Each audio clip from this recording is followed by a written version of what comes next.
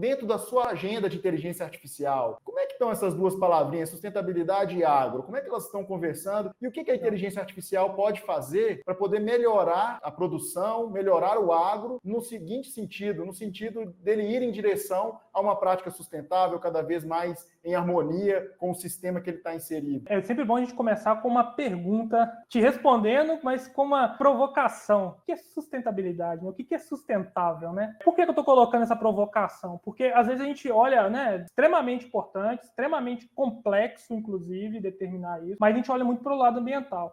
Tem sustentabilidade financeira, né, que é a que garante que o cara vai ficar ali no campo, né? Se não vai ter um êxodo rural muito grande, né, como a gente viu nas últimas décadas, condições de trabalho, remuneração. Colocando tudo isso dentro de um pacote, importante para a gente definir, ficar claro, tem todas essas nuances. E aí a inteligência artificial vem para potencializar tudo isso. É muito comum quando você conversa com as pessoas que estão mais envolvidas com o campo, que fala assim, a água está acabando. Tem pouca água, na época do meu pai, na época do meu avô, esse local aqui tinha muita água, hoje não tem. A gente está percebendo claramente, né, os efeitos de mudanças climáticas, de mudança de temperatura, regime de chuva, quantidade de chuva, ou seja, em tal lugar chovia tanto, agora não chove mais. O que a inteligência artificial pode ajudar nesse sentido? Primeiro, a entender esse comportamento e, além do entender, dar uma previsão do comportamento que pode acontecer se a gente continuar dessa forma. A nossa capacidade de enxergar futuro, né, ela é muito limitada. Com a inteligência artificial, quando a gente olha para o passado e consegue aplicar bons modelos, né, boas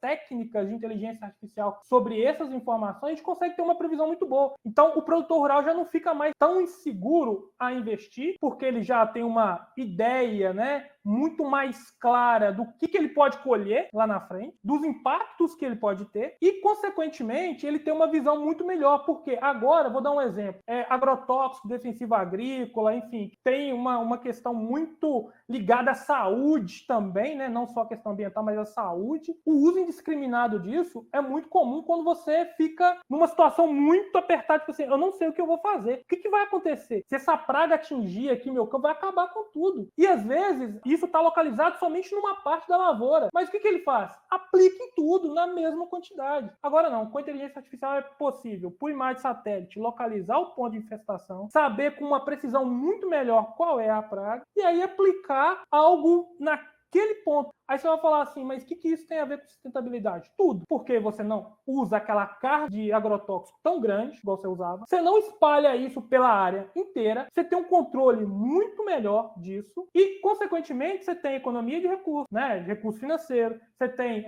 proteção ao meio ambiente, porque você vai aplicar algo muito pontual ali. E vai fazer com que você também consiga monitorar o uso indiscriminado de forma muito mais fácil. Vou dar um exemplo. Hoje é possível você, modelos, né, de inteligência artificial, que monitorem que determinado local você tem uma venda de agrotóxico muito maior do que em outro, e aí você começa a olhar para aquilo ali com um pouco mais de cuidado, né? O que está acontecendo aqui? Deixa eu entender, né? E os modelos trazem insights sobre comportamento daquele local, e você pode agir do ponto de vista de políticas públicas, enfim, coisas nesse sentido. E até o próprio produtor, como eu coloquei para vocês, né? Ele não fica tão refém hoje de, vou ver o que vai acontecer amanhã, para aí sim eu tomar uma decisão. Ele já toma uma decisão antecipada. E isso é muito boa, porque geralmente essa decisão é muito mais assertiva, né? E ela economiza recursos. Você para de aplicar em regiões que você sabe que pode haver contaminação de lençol freático, contaminação de água superficial, entender melhor, por exemplo, o regime de migração de pássaros. Eu não vou aplicar naquele determinado local, porque essa época do ano vai passar uma migração de pássaros aqui, e se eu aplicar, eu vou contaminar esses animais. Coisas